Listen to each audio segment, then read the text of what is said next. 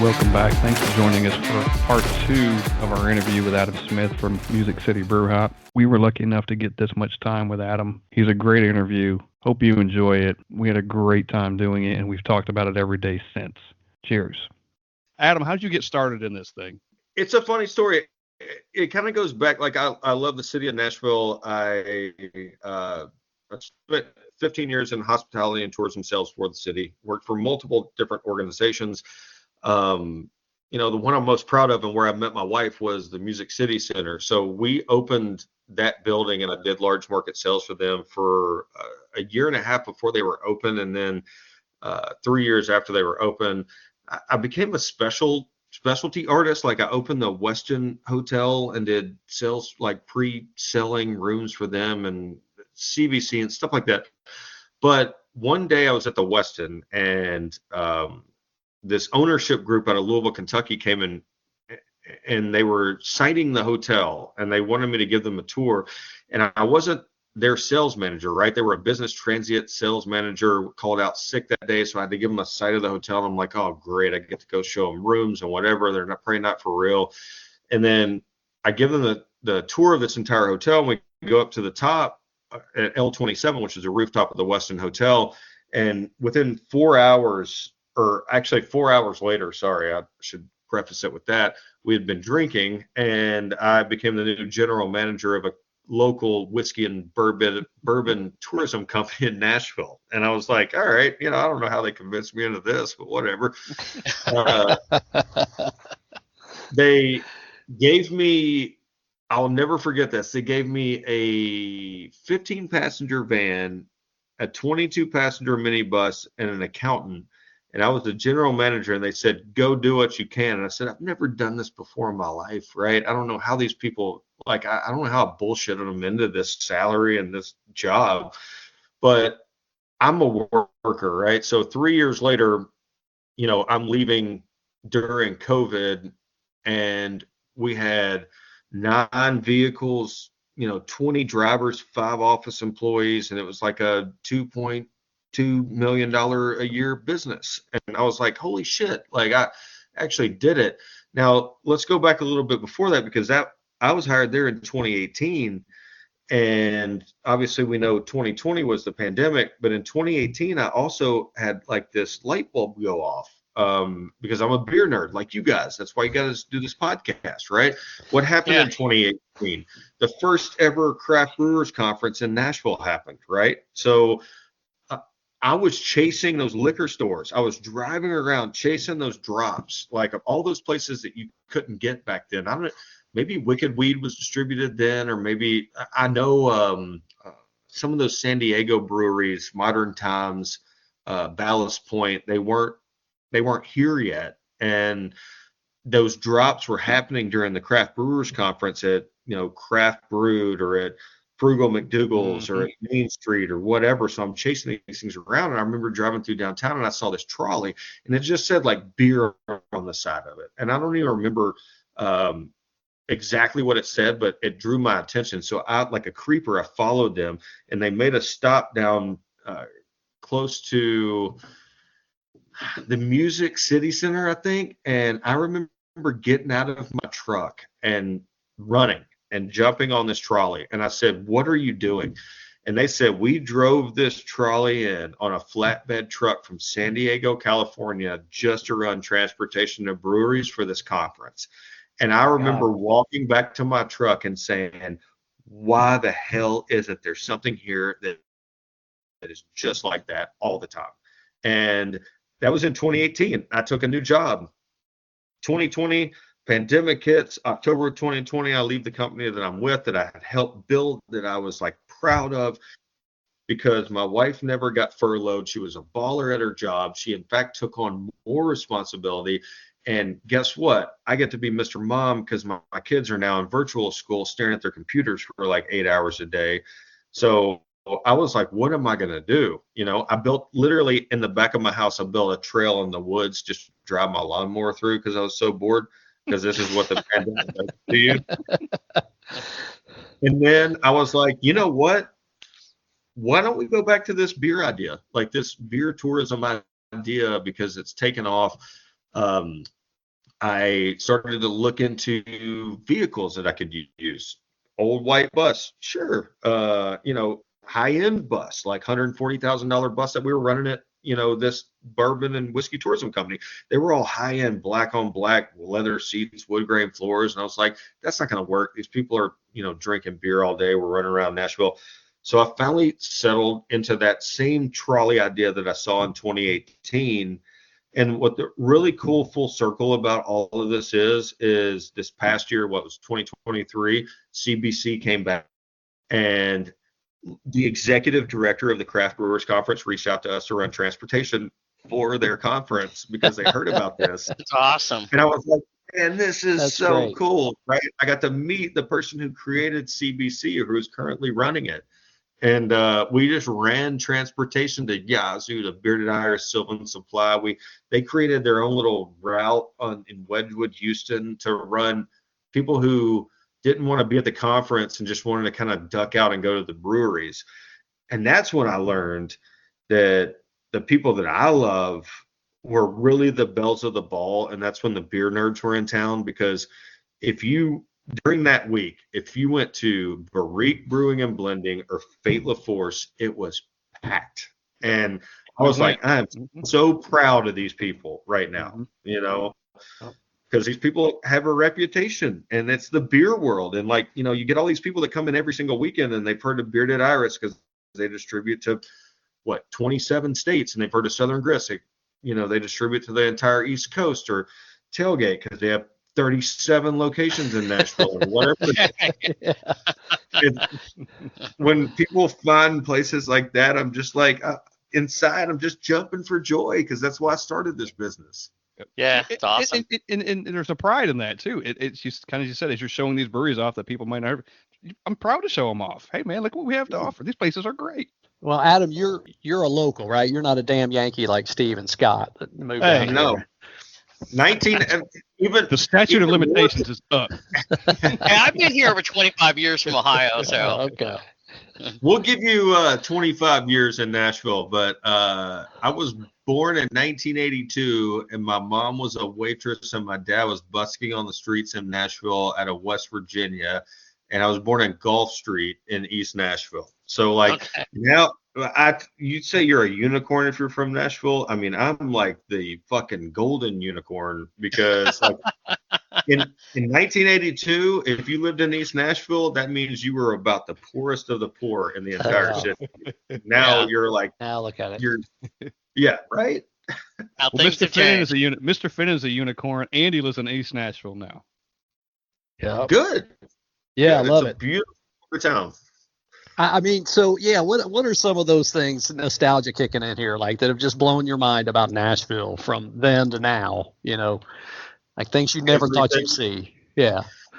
I mean, if you want to for real talk about it, like we got out of East Nashville into Hermitage, in the late 80s, kind of grew up there. One of my favorite stories to tell is in 1990, I'm going to say 95, 96.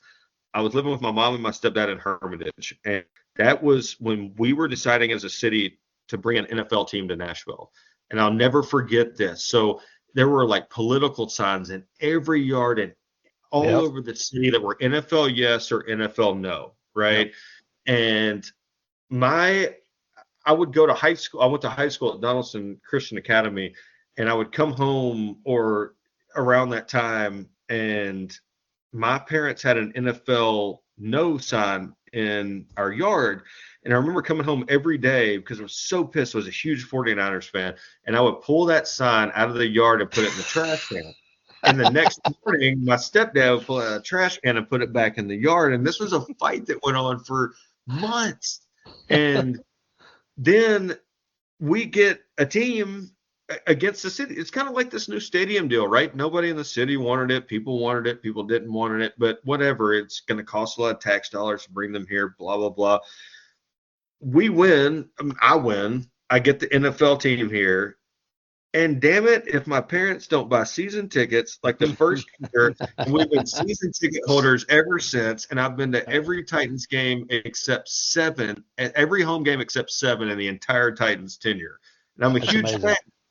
And like it's seeing my first concert ever at, I don't even know what it was called back then. So May Center, the arena.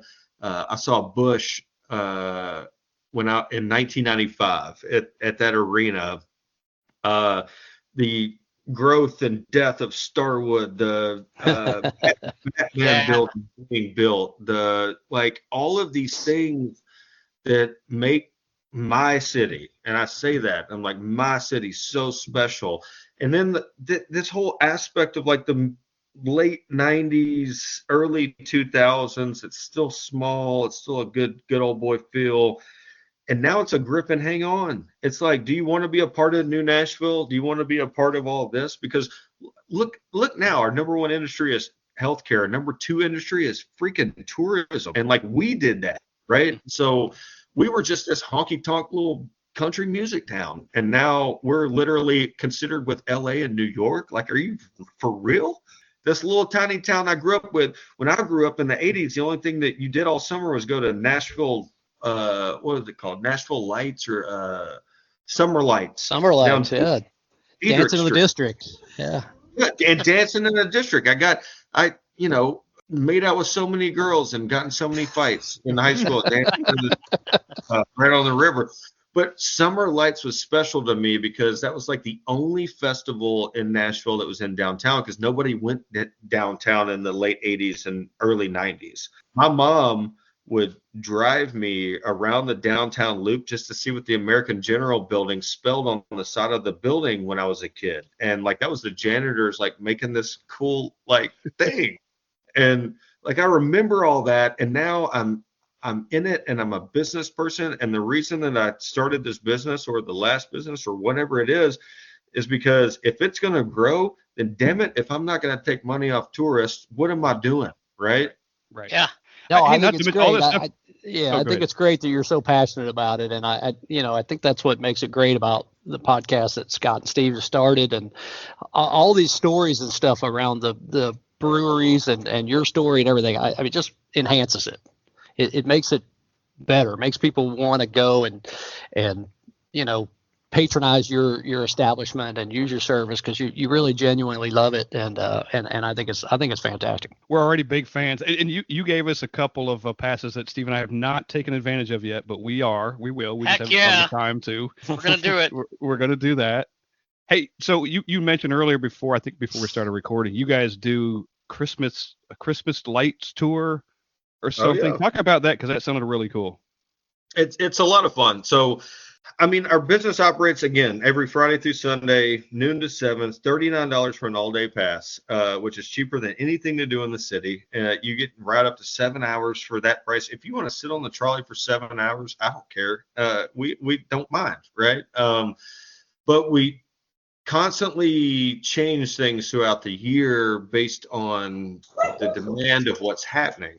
So it's always fun for us. A couple of years ago, we started this, and we were just like, hey, what if we just do like this local East Nashville Christmas light tour in December? And now a couple of years later, it's grown into this thing where we had over 2,000 people in our trolley last December to do Christmas light tours. And on the weekends, it's a 21 and up BYOB Christmas light tour. It's 2 hours. You start at the Donut Distillery in East Nashville that decorates the entire inside for, I think, the movie Elf they've been doing the last couple of years. They have donut shots. They have, specific alcoholic drinks, donuts. They all revolve around Christmas. The inside is incredible. You are greeted by one of our employees who checks you in for the tour. The trolley pulls up. You get on the trolley, and then you do 30 minutes of Lachlan Springs neighborhood light viewing, which, again, local East Nashville. And then last year, and we might change it this year, we don't know. We're still working on some of the details. You went to Crazy Gnome, and you got a beer included, and that was a 30-minute stop. So it was 30 minutes of Christmas light viewing, 30 minutes at Crazy Gnome. You got a beer included. And then we took you downtown for photo ops at the state capitol Christmas tree and told you stories about that, where it came from in the state of Tennessee, how they flew it in. You got to go up there. We, parked right out front. And then we did an additional 30-minute Christmas light viewing of like Shelby Avenue up near Electric Avenue, like Shelby Park up the top. You get to see the whole city, and then come back down, and then you end your day at the Donut Distillery, or your tour at the Donut Distillery. We're playing Christmas music the entire time, which is curated Christmas music by us. It's not the cheesy stuff you're going to hear like all season long. It's like James Brown belting out like a 9-minute song about, Christmas. And so we like to have a lot of fun, and you can bring your own, alcohol, and like the Donut Distillery would let you bring their drinks to go. And like, it was a lot of fun. Then during the week, every Monday, Tuesday, Wednesday, and Thursday, you could rent out the trolley for this same tour, but the whole thing was a buyout. So it was, don't quote me on this, but I think it was like $400 per tour, and you could bring up to 22 people. And so this was getting bought out by corporate groups, by like, Trolleys. Like, I mean, and we sold every bit of it out, and it's all a funny story. It's like, I never had this idea that first year we ran a couple of different things. We're like, let's test this out. Does this work? People aren't putting up that many Christmas lights in early December. They're putting up more throughout the year. We're dealing with rain some nights. We're dealing with this. And then the second year, this national Christmas light tour company calls me, and they're like, hey, we want to rent out your trolleys every day in December, and here's like $50,000. And I'm like, wow. Hell yeah, I'll do that. And then they canceled on me 2 days before Thanksgiving and said, we didn't get enough demand. We're going to refund everybody. We're going to get out of our contract. And I was like, well, we're going to talk about that first of all. We'll see about that. All, I was at my wife's family's house in Chicago, and I got that call, and I remember just immediately opening my computer, and I said, you know what? I'm not going to let this fail. I'm now going to do it myself. And we did it.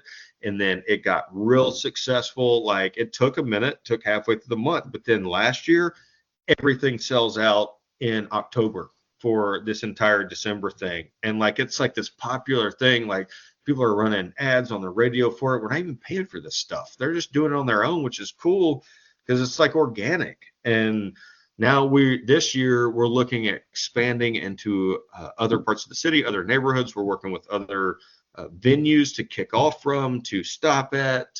I mean, it's, we're hearing other breweries, because they've seen what we've done with this Christmas light thing, say, hey, we're going to create this entire Home Alone experience in our brewery this year for the whole month, if you'll stop here. And I'm like, you just do that and we'll work on it. But like, it's so cool that the people be like, we want to get a piece of that action, because I think December, honestly, like, you get April, October, busiest months. December is like our all hands on deck. I hire, more drivers. We're just putting these trolleys all over the place. The insides of the trolleys, we spend so much money like decorating them like the inside of the North Pole. So when you step on that trolley, you're greeted with a gift bag. You're greeted with like 3D glasses that make all Christmas lights turn into different shapes and stuff. You get like we have like the little fake snow all over the windows, and like everything is Christmas. And it's funny because the beer group, I guess, or one of Santa Rampage every year, they rent us completely out to run all their Santas around. Great photo op opportunity, by the way. Mm-hmm. And it helps us just like push, like, because the outside still says Brew Hop. They're like, well, what is that?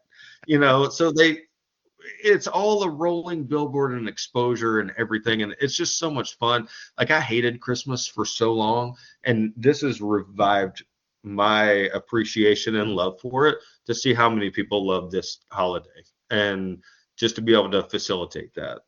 Based on all that and the demand and the times, how many trolleys have you got, and how many do you actually need at this point? Because you might need twice as many based on all that. Well, this season might be kind of a thing.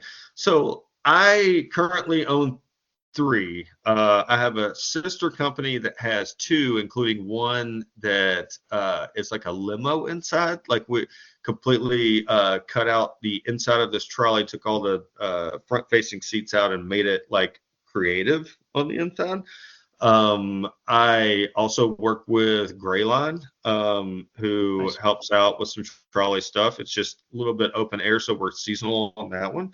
But like the relationships I've built in the transportation community in Nashville kind of are unlimited at this point. And I'm happy with my little fleet of 3 with my option of 2 more. And, we'll see how this goes and where this builds to.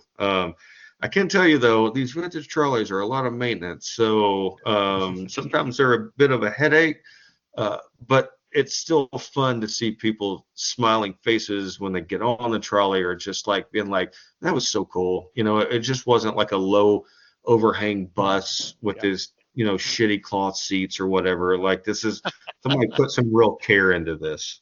It does look like the perfect vehicle for what you're doing. It really does. Yeah. So how early, I mean, the Christmas stuff just sounds phenomenal. Like, how early are you posting that information, for people to start booking? So Christmas events?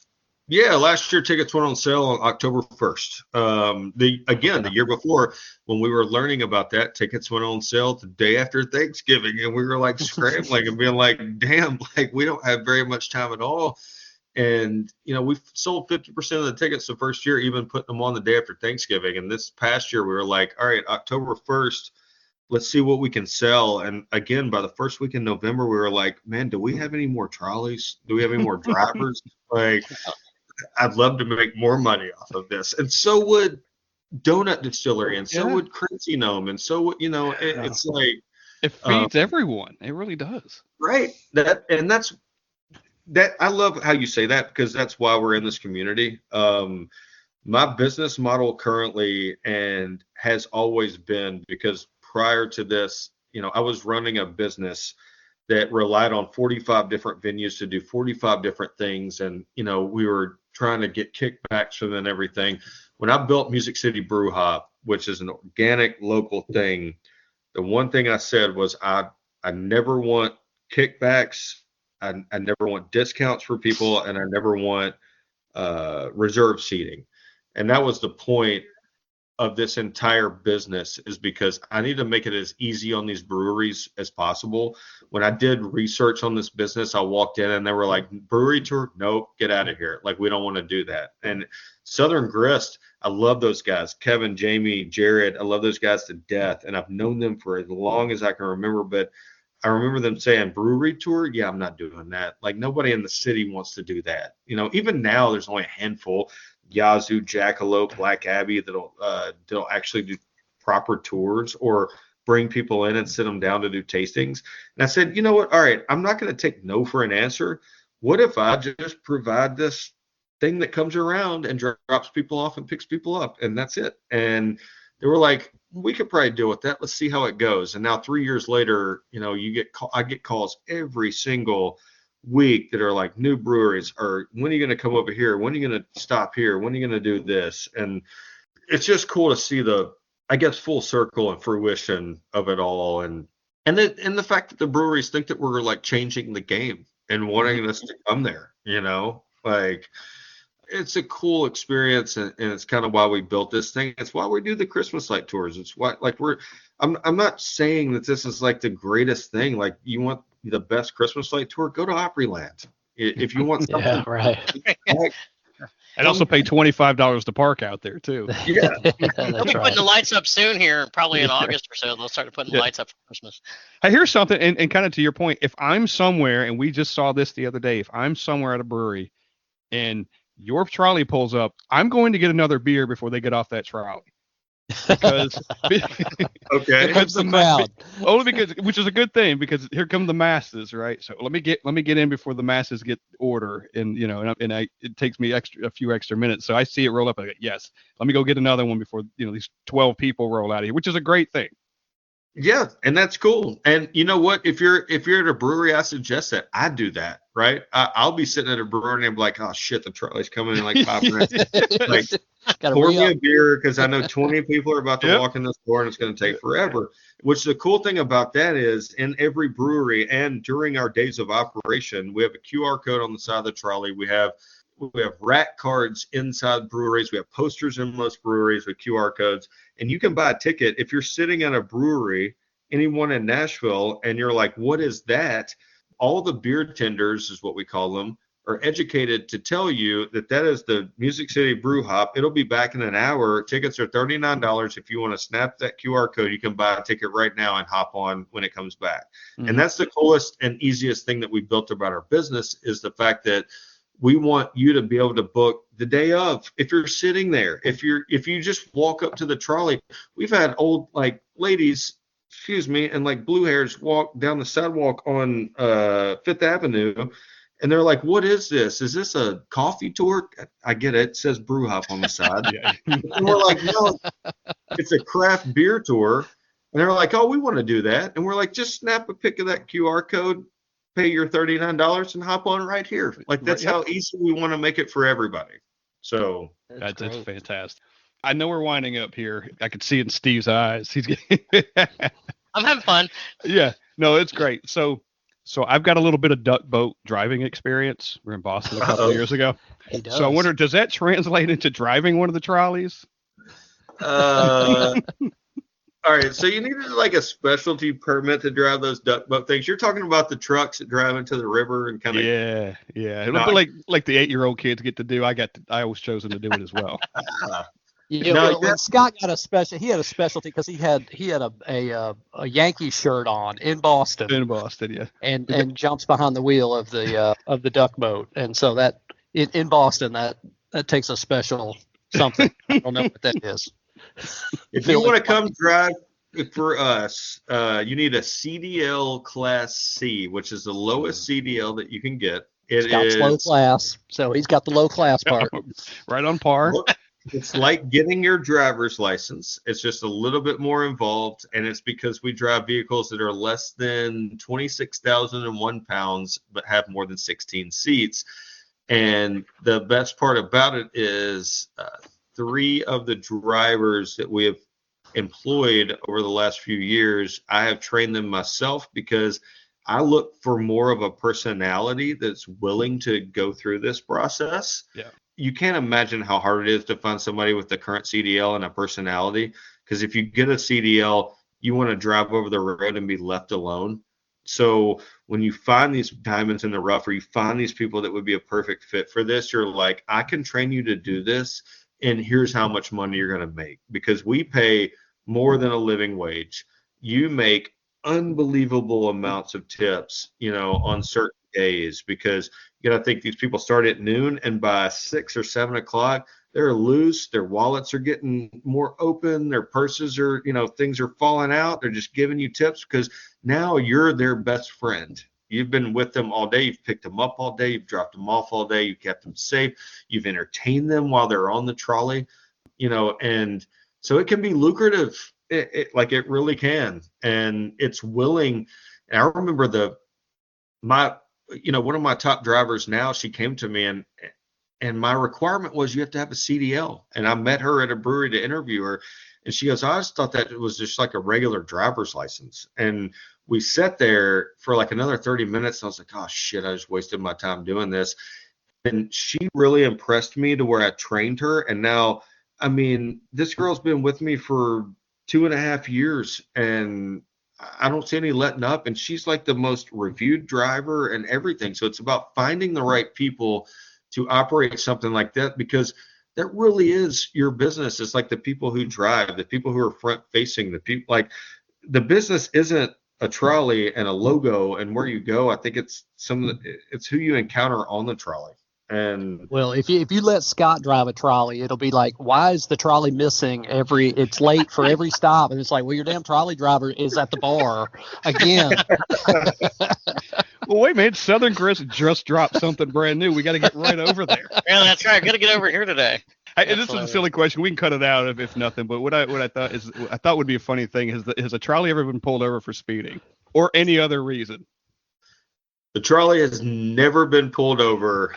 And I think I look at that like, man, it's crazy. Like, I could drink 6 beers and drive this trolley down the road. Like, I'm never going to do that. But if we're messing up bad enough and somebody is looking for this to where it says Music City Brew Hop, it has beer all over the side, it has like hops on it and stuff. If you think they're dumb enough to do something like that in this commercial vehicle that is registered by the city of Nashville, the state of Tennessee, and everything else, then like, I don't know. It's almost like an incognito thing. I'll answer your question directly. It's like, man, if you want to drunk drive, I'd probably pick this over my car any day of the week. Because you're probably thinking this guy's going to be an idiot to do this. Right? Plus, surely not in this thing. They also know, they see that CB on the back, which is commercial bus. And if you have a commercial driver's license, if you blow a 0.0 or anything above a 0.0, even in your own car on your off hours, you lose your CDL. So they know how serious it is. And in all seriousness, we train our employees like to, don't be dumb. Like this is your job. Yeah, I mean, it's a big glowing thing driving down the road, right? You want to even to me, it's like anything could happen to these things at any time. So I know until they're back in the warehouse, I've got to be cool. It's like, I don't think Scott's a 0.0 when he wakes up in the morning. No, like, I never. No. There are mornings I got there and like, shit, if I'd got pulled over. And by the way, I'm cutting all this out. But by the way, if I could get a DUI on the way to work, I was looking for my name on the job application thing. Like, nope. Yeah, would still consider it. We're just going to train you. Lots of training, remedial training. Oh my gosh! Because I'm loving the personality, to be honest with you. He would be away for the party. But it's usually when I get a few drinks in me. So So you guys, you have a single day pricing and a 2-day pricing, and you guys even offer gift cards. We do. We have all day pass is $39 per person. If you're supporting the Brewery Underground Podcast, we always have a local promo code. It is, you type in local 615 LOCAL, the number 615, you get $6.15 off a ticket. We want everybody to be treated as a local. We've had that promo code since day one. A 2-day pass is $65, so you can ride both loops for a discounted price. We do have gift cards on our website, but we're always like, follow at Music City Brew Hop on Instagram or Music City Brew Hop on Facebook. We're always running promo codes just for special events. Like we had one for the 4th of July weekend. Our 3rd anniversary was the 2nd weekend in July. Like we're running promo codes for that. Like every 3rd anniversary, $33 tickets. We offer a $300 yearly pass for an entire weekend, which is very lucrative. It comes up with up to 3 buddy passes to bring up to 3 people. Everything's in threes. For that promo code, we run like Labor Day promo codes. Halloween, if you dress up or if you wear a costume, we buy you a beer or we buy you a couple of beers along the loop. We don't physically go in and buy it for you, but we'll give you tokens to use at breweries. We're constantly doing stuff throughout the year that's just a lot of fun because I can sell tickets all day long, but I want to be involved and make it fun for the community. I want to give you new reasons to come out and enjoy this. Yeah, you've definitely taught us a lot during this podcast and doing the research for this podcast too. Again, I had lumped you into the party bus stuff, but you guys are not that at all. So just hop on the bus, Gus. Yes. Do you get any feedback from the breweries you're stopping at like how much you're moving the needle for their business? Are they tracking it that closely or whatever? I mean, I think it's an incredible business model that it makes sense for you. And I mean, you're just delivering people to their doorstep, not asking for anything from them and vice versa. And it's making sense for everybody and helping everybody. No, absolutely. I mean, we've heard from certain breweries that we make up to 50% of their business on the weekends, which is it's amazing. It's a big deal. Maybe not so much anymore because their reputation has grown. Their beer has gotten better. They're evolving, like I say.